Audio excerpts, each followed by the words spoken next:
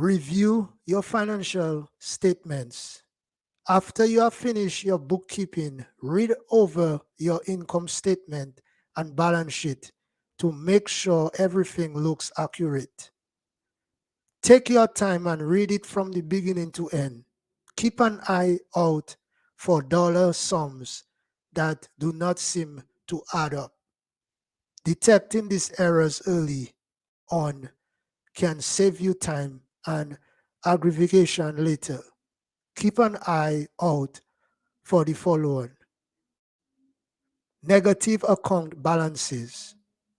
These disparities in account balances, either too high or too low. Significant variations in account balances from the previous year.